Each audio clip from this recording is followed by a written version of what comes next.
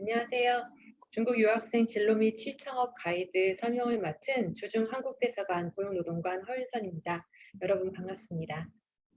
예, 오늘은 기본 현황 통계와 미래 진로, 중국 취창업, 국내 취창업 순으로 설명드리겠습니다.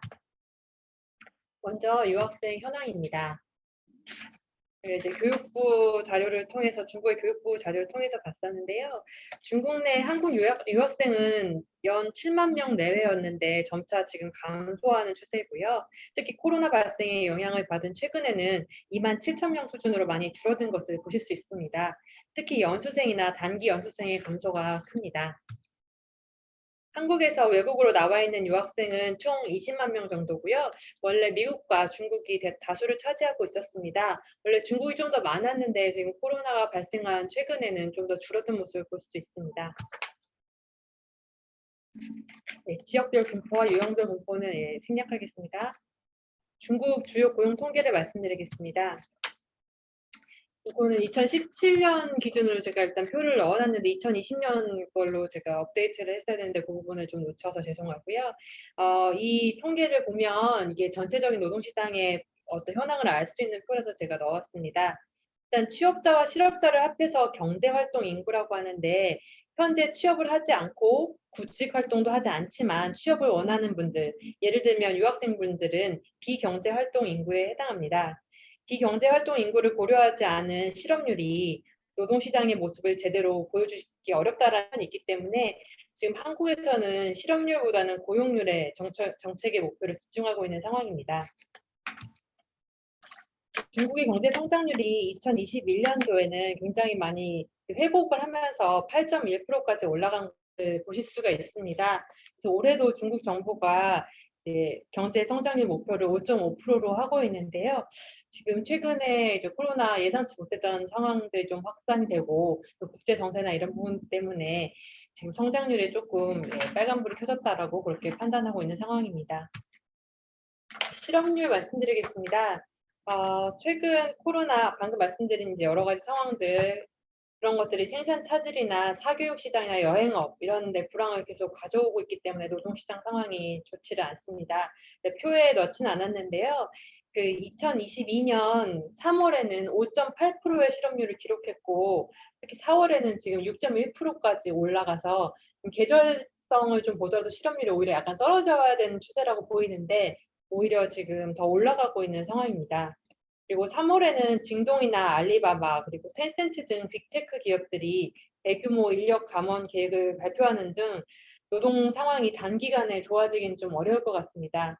그리고 여기도 제가 통계엔 넣지 않았는데 청년 실업률 같은 경우에도 굉장히 많이 올라서 이 3월에는 16%를 기록했고 4월에는 18%를 또 넘는 그런 상황입니다. 이 청년 실업률에 대해서 중국 정부도 굉장히 지금 좀 촉각을 곤두세우고 있습니다. 왜냐하면 2022년 대졸자가 최초로 1,000만 명을 넘었습니다. 1,076만 명을 기록했는데요. 2021년도에 비해서 18%나 증가한 수치입니다. 다른 구직자와 합하면 2022년에 신규 구직자들이 노동시장에서 1,600만 명에 이른다고 합니다. 이런 중국의 어려운 일자리 상황 때문에 중국 정부는 외국 유학생들에 대한 취업문을 좀 좁히는 쪽, 그리고 창업을 권장하는 방향으로 정책을 좀 가져가는 경향이 있는 것 같습니다. 미래 진로입니다. 제가 먼저 좀 말씀을 드리면 제 개인적인 얘기지만 중학생 아들이 있는데요. 이런 이야기를 했습니다. 좋아하는 일은 취미로 하고 잘하는 일은 직업으로 해라. 물론 좋아하는 일이 잘하는 일이면 더 좋다라고 말했는데요. 무역에서도 비교 우위론이 있듯이 다른 사람을 이길 수 있느냐의 문제가 아니라 자기가 가진 능력 중에서 가장 잘할 수 있는 일을 할 때 가장 많은 가치를 창출할 수 있다라고 생각합니다. 유학생들이 이제 고민하는 부분들이 많을 텐데요. 아무래도 학생 신분에서 사회로 나아가는 것이기 때문에 당연히 그 부분에 대한 많은 고민들이 있을 것 같습니다. 2020년 조사에 따르면 한국에서 젊은이들이 첫 취업까지 걸리는 시간이 평균 10개월이라고 하고요. 첫 취업 후에 근속한 기간이 17.5개월이라고 합니다. 참 힘들게 취업하고도 생각보다 이직이 빠른 것은 현실과 이상의 괴리라고도 볼 수 있겠지만 또 예전과 달리 평생 직장의 시대가 끝나고 경력, 경로를 보다 적극적으로 만들어가려는 모습이라고도 이해할 수가 있겠습니다. 적성에 대해서 막연하게 생각하시기 쉬운데요. 여기 소개해드리는 워크넷 적성 검사나 집단 상담 등을 통해서 좀 더 객관적으로 생각해 볼 기회를 가지시기 추천드립니다. 요새 성격 관련해서 뭐 MBTI 검사 같은 것도 많이 하는데요. 조금 더 시간을 들여서 이런 부분들도 좀 검사를 해보셨으면 합니다. 뭐 자라나는 청소년 시기도 아니고 이미 전공도 있는데 적성에 대한 고민이 무슨 의미가 있나 생각하실 수도 있겠지만요. 특히 쉽게 전공에 대해서 막연하게 나는 안 맞아. 이건 아닌 것 같아.'라고 생각하시는 분들이 좀 있는 것 같습니다. 근데 제가 좀 말씀을 드리면 제 동료 중에서 의사 출신이 있습니다. 의사가 왜 노동부 공무원이 되었나 물어본 적이 있는데요. 막상 의대를 가 보니 본인은 도저히 피를 볼 수가 없었다고 합니다. 하지만 의사의 길을 포기하지 않고 졸업을 했고 특별 채용으로 공무원이 된 후 전공을 살려서 산업안전보건 파트에서 맹활약 중입니다. 전공과 관련이 있는 업무 영역은 생각보다 매우 넓습니다. 다양한 업무 중에서 본인의 적성과 맞는 업무가 무엇인지 찾아보려는 노력이 필요하다고 생각합니다. 경험만큼 자신을 객관적으로 파악하기 좋은 기회는 없다고 생각합니다. 저희 주중 한국대사관에서는 유학생 직무 특강이나 인턴 상담회 등을 지원하고 있습니다. 다만 코로나로 인해서 산업 현장 시찰이 좀 추진되지 않고 있어서 안타깝습니다. 이렇게 관심 있는 분야에서 경험치를 최대한 높일 수 있으시길 바랍니다. 여기 보면 다양한 이제 진로 설계 관련해서 다양한 것들을 좀 소개시켜 드렸는데요. 여기 보면 해외 봉사가 있습니다. 해외 봉사가 봉사의 기회이기도 하지만 그 나라에 대해서 이해를 넓히고 새로운 업무를 접해볼 수 있는 좋은 기회라고 생각해서 이것도 소개해 드립니다. 국내 공공기관, 기업, 중국 등의 인턴 정보를 찾을 수 있는 사이트들입니다. 네. 워크넷 직업 정보 있는데요. 특히 학과별 직업 정보나 이런 자세한 사항들이 있습니다. 본인의 전공이나 학과에 맞는 그런 직업들에 대한 정보를 한번 둘러보시는 것도 권해드립니다. 다들 자격증에 대해서 관심이 많으실 텐데요. 물론 법에 근거한 국가기술 자격도 있지만 그 외에도 다양한 민간 자격들이 있습니다.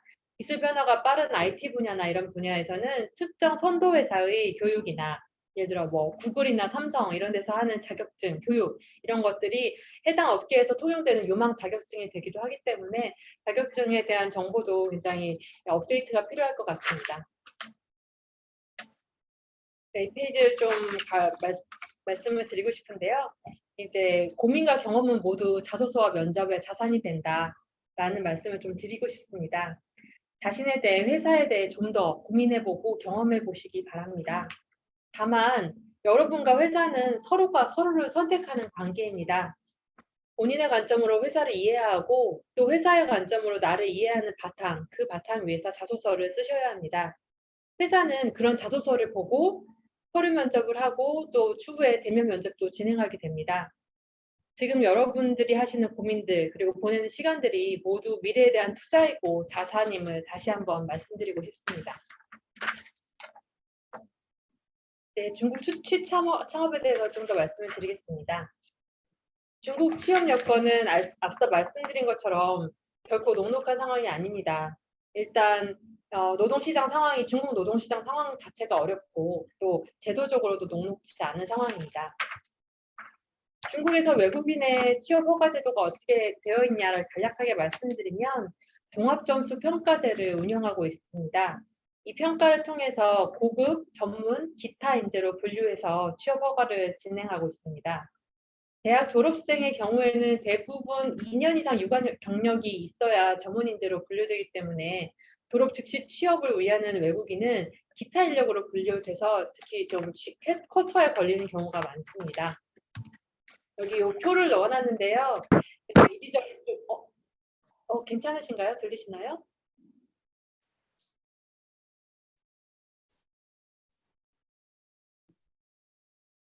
잘 들리시나요?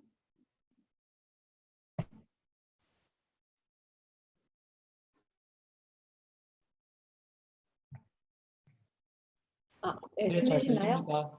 네. 네네. 갑자기 지직 소리가 죄송합니다. 예, 다시 진행하겠습니다. 이 표를 좀 지금 잠깐 멈추는 동안 좀 보셨을 텐데 이리저리 조합을 해봐도 이 부분에 해당하기가 쉽지는 않겠다라는 생각이 좀 드실 겁니다. 일단 학사가 아니라 석사시라면 좀 더 예, 그 전문인대로 분류되기가 쉽습니다. 일단 석사학위 취득 후 1년 이내여야 되고 예, B학점 이상 이렇게 받으신 분들에 대해서는 취업 허가가 가능합니다. 그래서 경력 요건이 불요하다라고 말씀을 드립니다. 그리고 대학 중에서도 우수 대학이라고 중국에서 이제 그 전 세계 493개 대학 우수 대학으로 지정하고 있는데요. 이 우수 대학에서 성적이 우수하신 분들은 또 경력 없이 취업이 가능한 다른 루트가 있습니다. 그리고 지역별 특성이 좀 있는데요. 상해는 상해 지역 대학 졸업자가 상해 특정 지역으로 취업하면 경력을 따지지 않는 그런 것들이 있습니다. 상해는 상해에서 전체적으로 그렇게 하고요. 특히 한국 정부와 MOU를 맺은 염성이나 연태 지역 사례 같은 경우에는 한국의 국가기술 자격 소지자라던가 K무브 과정 이수자들에 대해서는 전문가로 좀 인정을 해주고 있습니다. 네, 이제 혁신 창업입니다. 2부가 그 KRC 글로벌 혁신센터 김종문 센터장님께서 기술 창업 설명해 주신다고 했는데요. 그 창업에 대해서 좀 더 관심을 가지시기 부탁드립니다. 어려운 노동시장 상황에서 중국 정부도 새로운 일자리를 창출하는 창업에 대해서 굉장히 많은 관심을 보이고 있습니다. 재학 기간 중에 취업이나 아르바이트를 할 수 없는 게 원래 원칙인데요. 인턴이나 창업 활동은 인정을 받을 수 있습니다. 유학 생활 중에 바쁘시겠지만 창업 동아리나 창업 경진대회, 또 실제 창업 준비 등을 해보시는 것들이 많은 도움이 되실 거라고 생각합니다. 최종적으로 내 목표가 취업이다라고 하더라도 직접 사장님이 되어 보신다면 회사의 입장을 좀 더 이해하기 쉬울 거라고 생각합니다. 졸업 후에도 창업 활동을 하는 것으로 인정받을 경우 거리 허가를 받을 수 있는 케이스들이 지방마다 좀 다양하게 있습니다. 지역별로 세부 요건이나 방법은 상이하지만 창업을 이유로 중국에 합법적으로 거주할 수 있는 가능성은 취업보다 지금 상당히 더 열려 있다라고 말씀드릴 수 있습니다. 이분은 김준범 대표님이신데요. 창업에 성공하신 분이고요. 이분의 사례를 참고하시는 것도 도움이 되실 것 같습니다. 예, 졸업 후 인턴 제도가 있는데 이게 원칙적으로 졸업 후 인턴은 인정이 안 됩니다.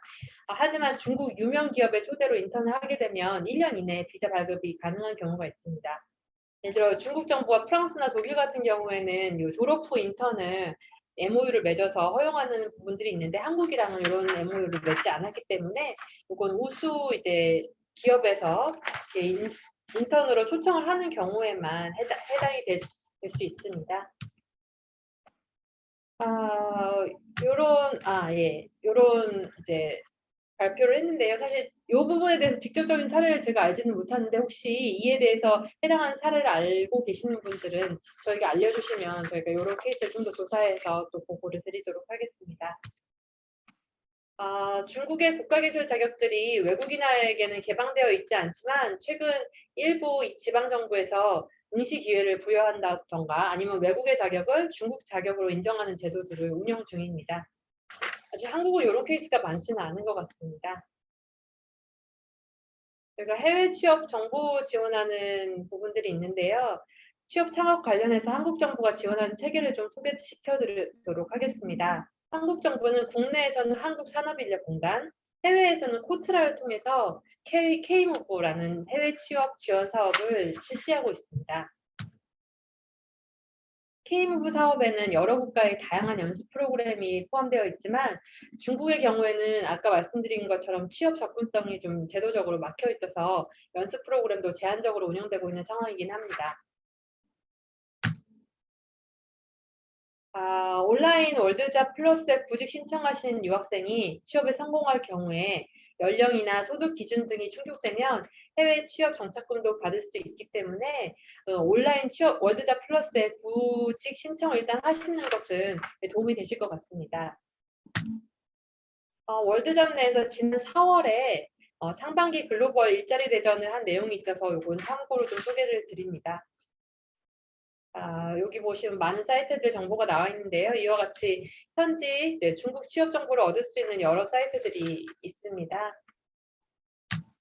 요런 사이트들은 한 번씩은 다 들어보셨을 것 같습니다. 여기 설명들이 다 나와 있는데요. 이렇게 외국인재 전문 취업 포털들 요런 것들도 좀 있으니까 참고를 해 보시면 좋을 것 같습니다. 저희 주중 이제 대한민국 대사관에서는 직접적인 뭐 인력 채용이나 매칭 정보 이런 것들을 제공하지는 않지만 청년 취업과 관련된 정보 행사들을 소개하는 페이지를 운영하고 있습니다. 요건 좀 소개해 드릴까 하는데요. 중국에서 취업이나 창업 관련 법규나 노동 조건, 또 퇴직 등에 대해서 궁금하신 사항들이 많으실 텐데요. 요런 부분들을 메일로 법률 지원 서비스를 요청하시면 이 자문을 받으실 수 있습니다. 취업 비자를 얻는 과정에서 궁금하신 것들이 있거나 또는 회사에서 제시한 노동계약 내용에 의문이 있으신 것들, 이런 것들을 변호사에게 의뢰해서 꼼꼼히 따져보시는 것도 좋을 것 같습니다. 이 변호사님 한국어 되시는 분이기 때문에 한국어로 메일 보내셔도 되니까 부담 가지지 마시고 메일 보내시면 좋을 것 같습니다. 중국 해외 취업 가이드북은 인터넷에서 다운받아 보실 수 있기 때문에 이것도 오늘 제가 이제 말씀드린 내용들의 자세한 내용들이 사실 이 가이드북에 많이 들어 있습니다. 이것도 좀 참고해 보시기 바랍니다. 네, 국내 취창업입니다. 한국에 들어와서 취업이나 창업을 하시려는 유학생들이 현재 더 많으실 거라고 생각합니다. 기업이 서류를 평가할 때 가장 중요하다고 생각하는 것이 조사를 해봤더니 전공의 직무 관련성과 직무 관련 경험이라고 하네요. 그리고 채용을 결정할 때는 봉사활동이나 아르바이트는 그렇게 중요시하지 않고 있다라고 합니다. 이건 현재 진행 중인 행사라서 소개시켜 드립니다. 성남에서 하는 메타버스 청년체험 박람회입니다. 여기 보시면 굉장히 많은 내용들이 들어가 있는데요. 취업 특강이나 뭐 멘토링, 이력서, 자기소개서 컨설팅 등 다양한 서비스가 진행되고 있습니다. 관심 있으시면 지금 현재 신청하실 수 있는 것도 있고 또 라이브로 신청하실 수 있는 부분들도 라이브로 참가하실 수 있는 부분들도 있으니까 이런 부분들도 좀 보시고 취업 준비는 정말 혼자 해서는 안 되고요. 다양한 프로그램이나 또 같이 있는 동료분들 도움을 많이 받으셔야 될 거라고 보기 때문에 이런 부분들도 좀 들어가 보셨으면 좋겠습니다. 아까 제가 해외 취업을 위해서는 월드잡에 가서 구직 등록을 하시는 게 좋겠다라고 말씀드렸는데요. 한국 취업을 원하신다면 워크넷에 구직 등록을 하시는 게 좋습니다. 여러 가지 정보를 얻거나 아니면 청년 채용을 위한 정부의 각종 정책들을 이용하실 수 있습니다. NCS라고 들어보셨을 텐데요. 국가 직무능력 표준입니다. 국가가 그 직무에서 필요로 하는 능력들을 조사해서 정리해 놓은 것이고 개별 기업들이 채용할 때 이런 능력 요소들을 검증해서 채용하는 기업들이 많이 늘어나고 있습니다. 최근에 블라인드 채용이 대세가 되고 직무 중심의 채용이 강화되면서 NCS에 대해서 관심과 중요도가 많이 높아지고 있는 것 같습니다. 이런 사이트들도 한번 들어가 보시기 바랍니다. 그리고 워크넷에 가시면 이렇게 이력서 쓰는 법이나 자기소개서 작성하는 법, 또 비대면 시대의 면접 전략 이런 것들이 나와 있습니다. 요즘 웬만한 기업들은 면접을 두세 번씩 하고요. 해외 유명한 기업들의 경우 8번, 10번까지 하는 사례들도 제가 들어봤습니다. 이런 면접이나 서류 초기 단계에서 AI 면접이 활용되기도 하는데요. AI는 우리가 무의식적으로 하는 행동들, 예를 들어 눈동자를 계속 움직이거나 손을 떨거나 하는 것들도 분석 대상으로 한다고 합니다. 그러니까 아무래도 연습이 필요하실 것 같습니다. 또 실시간 화상 면접을 하더라도 다른 사람들과 사전에 꼭 연습해 보시기 바랍니다. 제가 화상 면접을 직접 해본 적이 있는데요. 제가 면접관이 되어 봤었는데 마이크가 이상하거나 카메라에 너무 얼굴을 들이댄다든가 뭐 이런 부분들이 굉장히 좀 불편함으로 다가오는 부분들이 있었고요. 또 어떤 분들은 면접을 보시는 중간에 전화나 문자가 들어와서 스스로 너무 당황해서 평정심을 잃는 사례들도 좀 봤습니다. 그렇기 때문에 많이 고민하시고 좀 연습도 해 보시고 세팅도 좀 잘 해 보셨으면 좋겠습니다. 휴대폰으로 세팅을 하는 게 되게 편리하긴 한데 좀 상황에 따라서는 좀 난감한 상황이 되기도 하더라고요. 그래서 PC 이용하시는 걸 좀 권해 드리고 싶습니다. 취업 준비할 때 고용복지센터나 대학 일자리센터는 꼭 활용해 보셨으면 하는데요. 지역마다 대학 일자리센터가 있는데 해당 대학을 안 나와도 충분히 이용이 가능하기 때문에 내가 그 대학 졸업생이 아닌데 가능하냐 이런 거에 대한 좀 예, 어려움을 느끼지 말고 바로 찾아가 보시면 주변의 대학 일자리센터 찾아가 보시면 권해드립니다. 공공 분야 청년 채용에 대해서 굉장히 관심 있는 분들이 많으실 것 같습니다. 근데 예, 당분간은 채용 규모가 그리 클 것으로 짐작되지는 않습니다. 하지만 이제 회사마다 경우별로 다 다르니까 잘 알아보시기 바랍니다. 예, 온라인 청년 센터도 참고로 알려드립니다. 이 부분에 대해서도 이제 청년 채용 관련해서 정보들이 많이 들어가고 있습니다. 네, 청년 창업 사관학교나 K 스타트업 등 창업 관련 홈페이지도 많이 있는데요. 조금 이따 2부에 이제 나오는 KRC 김종문 센터장님 강의도 많이 참고하시기 바랍니다. 네, 귀한 시간 내서 들어주셨는데 도움이 되셨는지 잘 모르겠습니다. 우리 사회가 겸손의 미덕을 많이 강조하지만 진로나 취업, 창업을 생각하실 때는 자신을 너무 낮추는 것은 독이 된다고 생각합니다. 자신을 믿고 차분하고 성실하게 준비하시면 반드시 사회에서 자신의 자리를 찾고 미래를 향해 나아가실 수 있을 거라고 생각합니다. 감사합니다.